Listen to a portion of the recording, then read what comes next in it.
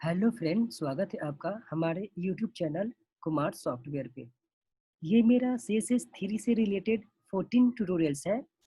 इस ट्यूटोरियल्स में हम लोग बॉक्स साइजिंग पढ़ने वाले हैं। तो आइए देखते हैं कि बॉक्स साइजिंग का यूज़ क्या है और इससे आपको क्या-क्या बेनिफिट मिलने वाला है। तो इसके लिए मैं प्रैक्टिकली आपको डायरेक्ट बताता हूँ और उसी टाइम में आपको इसका मीनिंग भी बता दूंगा। आप उसी टाइम में इसका मीनिंग लिख लेना। तो चलिए मैं प्रैक्टिकली स्टार्ट करता हूँ। पिछले ट्यूटोरियल्स में ये जो मैंने आपको प्रैक्टिकली बताया था, उसके लिए ये था।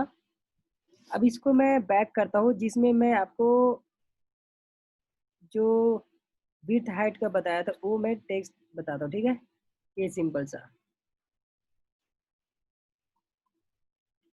ये मेरा पिछले ट्यूटोरियल्स का लेक्चर था। इसको मैं बैक करके इतना, ठीक है। तो सबसे पहले यहाँ पर समझाने का कोशिश मैं करूँगा। मतलब बॉक्स साइजिंग से पहले आपको ये समझना होगा कि मान के चलो कि यहाँ पर मैंने इसका विड्थ 700 दिया, 700 पिक्सल दिया, ठीक है। और इसमें अगर मैं बॉर्डर 4 पिक्सल का ऐड करता हूँ, अगर मैंने इसका बॉर्डर 4 पिक्सल का ऐड कर दिया, तो इसका जो विड्थ होगा, ये आपका इसका एक्चुअल विड्थ 700 नहीं होगा।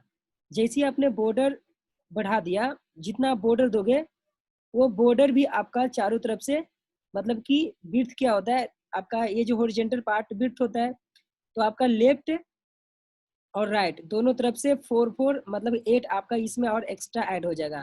तो आपका ये जो इसका विड्थ है, ये एक्चुअल विड्थ आपका 708 हो जाएगा। अब जैसे मान के चलो कि यहाँ पर मैंने 100 विड्थ दिया, 100 नहीं, अब 500 कर दो इसको।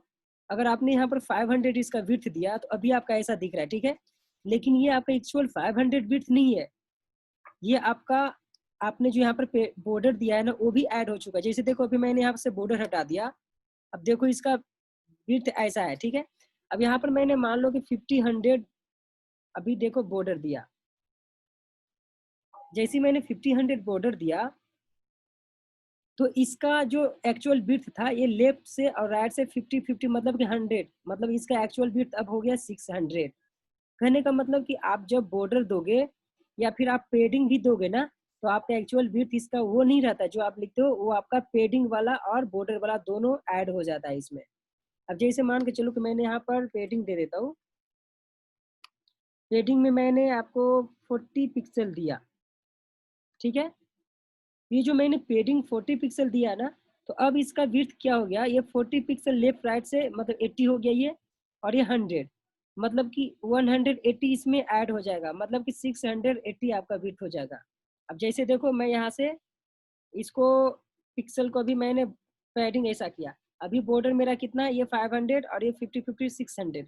अभी मेरा कर्सर यहाँ पर है, ध्यान देना कर्सर यहाँ पर है। और इसको मैं अभी जैसे ही मैं इसको ऐसा दिया, देखो इसका मेरा विड्थ भी बढ़ रहा है।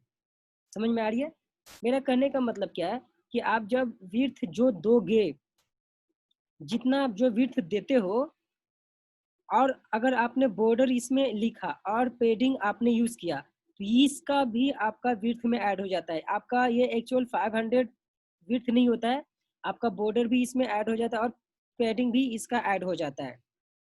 तो इस प्रॉब्लम से मुझे अगर बचना है तो हम लोग यूज करते हैं बॉक्स साइजिंग। तो बॉक्स साइजिंग में क्या होता है कि आपका जो विड्थ रहेगा एक्चुअल वही विड्थ होगा। आप कितना भी बॉर्डर और पेडिंग दे दो, आपका विड्थ उतना का उतना ही रहेगा। तो चलो इसके लिए मैं यहाँ पर लगा देता हूँ बॉक्स साइजिंग। बॉक्स साइजिंग लिखना होता है यहाँ पे आपको,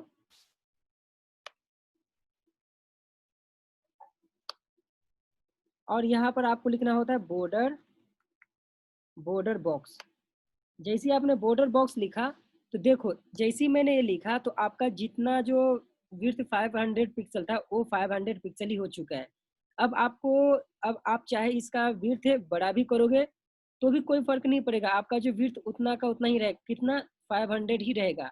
अगर मान लो कि मैंने इसका पेडिंग 50 कर दिया, तो देखो मेरा विड्थ, ये जो विड्थ है, एक मिनट, यहाँ पर मैंने ये जो टेक्स्ट का अंदर का पार्ट चला गया था, इसका मैं 50 करता हूँ।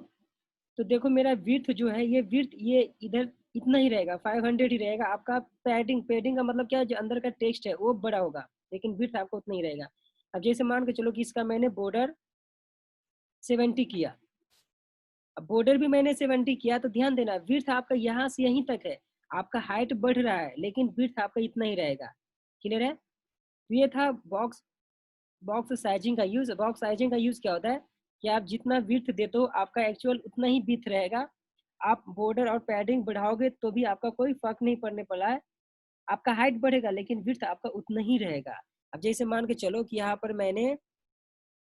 पर इसका पेडिंग मैंने 10 किया, अब 10 पेडिंग किया तो पेडिंग अंदर का 10 हो रहा है लेकिन मेरा विड्थ तो उतना का उतना ही है। समझ में आ रही है? ये था आपका बॉक्स साइजिंग। आई होप कि आपको समझ में आ चुका होगा कि बॉक्स साइजिंग का यूज क्या है। फाइनली एक बार मैं आपको और बताना चाहूंगा कि अगर आप बॉक्स साइजिंग यूज नहीं करते हो और आपने जितना विड्थ दिया और इस विड्थ में अगर आपने बॉर्डर और पैडिंग यूज किया तो ये आपका एक्चुअल विड्थ 500 नहीं होता है, इसमें आपका बॉर्डर और पैडिंग ऐड हो जाता है। लेकिन अगर आपने बॉक्स साइजिंग यूज किया तो इससे क्या होता है कि आपने जितना विड्थ दिया था उतना ही विड्थ होगा, अगर आपने बॉर्डर और पैडिंग ऐड भी किया तो भी आपका विड्थ उतना ही होगा। ये था आपका बॉक्स साइजिंग। और यहाँ पर आपका बॉक्स साइजिंग में आप एक कंटेंट बॉक्स भी होता है। इसका कंटेंट बॉक्स से क्या होता है, अगर आपने कुछ नहीं लिखा तो बाय डिफॉल्ट इसका कंटेंट बॉक्स ही होता है। तो अगर मैंने यहाँ पर कंटेंट लिखा, कंटेंट बॉक्स से क्या होता है कि आपका पहले जैसे ही रहेगा, जैसे पहले क्या था कि आपने जो विड्थ दिया और इसमें पैडिंग और बॉर्डर यूज किया तो ऐड हो जाता था, वैसे ही होता है ये कंटेंट बॉक्स में। तो कंटेंट बॉक्स बाय डिफॉल्ट होता है, आपने बॉक्स साइजिंग नहीं लिया तो कंटेंट बॉक्स ही होता है बाय डिफॉल्ट। लेकिन अगर आपने यहाँ पर बॉर्डर बॉक्स दिया तो आपका विड्थ इंक्रीज नहीं होगा, आपने जितना विड्थ दिया उतना ही रहेगा। क्लियर है? आई होप कि ये ट्यूटोरियल आप लोग को समझ में आ चुका होगा।